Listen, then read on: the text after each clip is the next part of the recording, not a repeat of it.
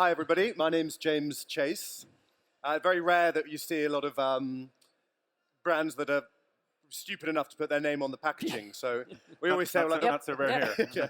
But the George Foreman grill, but we really do put the name above the door, which is a really rare thing to see these days, and it shows the instillment of family and everything that we wanted to create. But I'll kind of do a little bit of the history about Chase, and then touch on a few kind of key points about where we found our magic, I suppose, because everybody here is looking for their magic or looking for what is going to be the next big thing. But the main thing I always get, and what you talk to these guys or a lot of the producers here today, it's passion. And for me, like, the number one thing out of anything that you're ever going to do, and whether you are going to scale tomorrow or in 50 years' time, 100 years' time, if we're still alive, is passion. Because even if you fail, you're doing something that you genuinely love. And I think that's so important. I think there's often a case that people get into this business because of the money or the glory that they can achieve. But if all else fails, you've still got the passion of doing something that you genuinely love. And I'm a really, really, really big believer of that. So I think for me, always the core of that is very key. Chase has a really great story. Our family have been farmers for generations, so we really do know our potatoes, and not our onions. We're big potato farmers, and we're from a part of England that grows potatoes incredibly well. So we're between London and Birmingham, if you guys don't know, and it's got some of the most amazing soil, I think, in the world. It's rich, red, it's fertile, and it grows these most amazing, gnarly spuds. But going back a bit further, I learned the other week, actually, that my great-great-great-great-granddad was apothecary to the royal family, which was really great. So we were supplying all the medicines and the drugs to the royal family. And in a way, we're kind of doing that again now. We're back in the business of being an apothecary.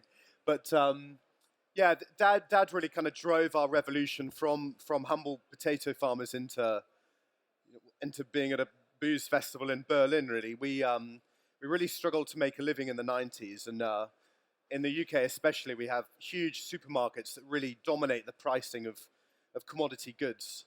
They have big buying power, and the consumer a lot of times wants cheap product very quickly, and the farmer a lot of the time gets really kind of stuck. Things are changing now because we're living more of a fast-paced life, but we do have more of a connection to the farmer, and I think there's more of an appreciation to buy locally, to buy sustainably, but to buy better. I'd say it's not completely changed, but they are certain hallmarks in society now of associating the farmer into what we do. So we had really, really bad times, and with every bad time, you need to diversify. My dad had literally been fed up of being treated like a middleman, and wanted to start making a margin again, because what's the point of being in business if you're not making any cash? So I remember coming back from college one day in about 2001, and he'd built this deep fat fryer in the workshop and started to make potato chips, what Americans call potato chips. And he said, well, if I'm not making a margin out of the potatoes that I'm selling to the supermarket, maybe I can make a margin selling them for crisps. And we built a great crisp company in the UK that's gone on now to be a world beater. It's called Tyrrell's, and it was all about connecting the farmer with your product. And a time when social media wasn't around, barriers to entry were probably a lot greater in some respects, but it was a fantastic brand, and it had great run length, and it's still going around today. And I'm really pleased that we've done that for the snacking space. The distillery came around when we were actually back out in America looking for deep fat fryers. Where else do you go other than America than the home of deep fat frying?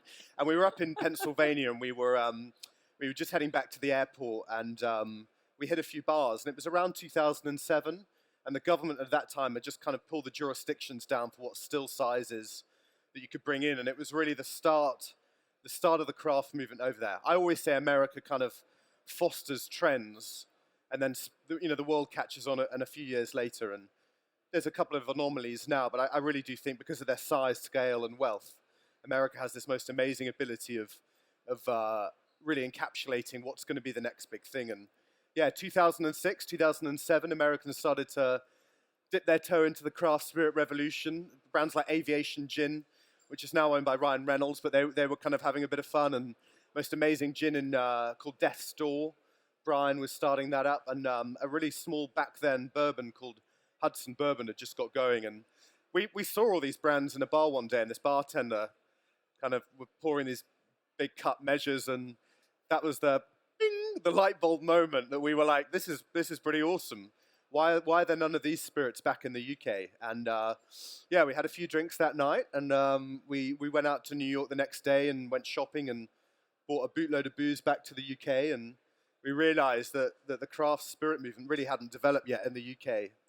So I think at about 10 o'clock in the morning, the water fountain was emptied of all the cups, and we were pouring all these little shots of whiskey, and by 11:30, I think we were pretty relaxed, and we had a few drinks, and we really kind of then, I think after a few drinks, realized that, why don't we have a go at this? And I think Dad's always been a creator as opposed to a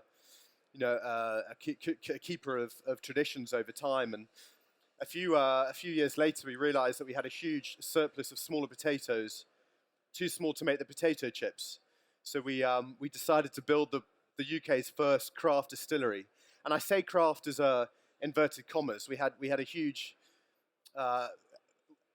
tradition of distilling, particularly gins in the UK, but there was no small batch craft discerning gins, particularly at that time. So we did a lot of research, we did a lot more drinking, and we realized that some of the best stills that we could buy came from Austria, and they're all copper. We put them in the still house, and our first bottle of actually potato vodka came off the line in 2008, and to this day, we've always said that the vodka is very key to what we do. It's much like our Burberry trench coat, and it's a great example that Burberry was built up to make trench coats in the war. But now they're probably more famous for making girls' handbags or perfume or other trinkets. But whatever time you see Burberry, you'll always see that trench coat, and it's very iconic in what they do. And it's a very irrelevant case, but similar in some ways, that the vodka is always very important to Chase. Even though 85% of our sales are now gin, the vodka is everything to us because it's the reason why that we started. And that's kind of one of my main points about scale, is never lose the reason why you started. Because as soon as a big brand starts to lose the reason why it started, its traditions are lost, and often cases they're just answering to shareholders. So I always say that you've got to be really core to your opinion, even like Never Never, really owning that juniper run gin. And I think that's so important, is finding what your principle is and sticking to that. And for us, it was always a potato vodka. Vodka's in a really crap time at the moment. I think bartenders realize or think that it has no taste or flavor. But at Chase, we've always been on a mission to say that potatoes, in our case, we think they're some of the best tasting spirits. They're bloody hard to distill.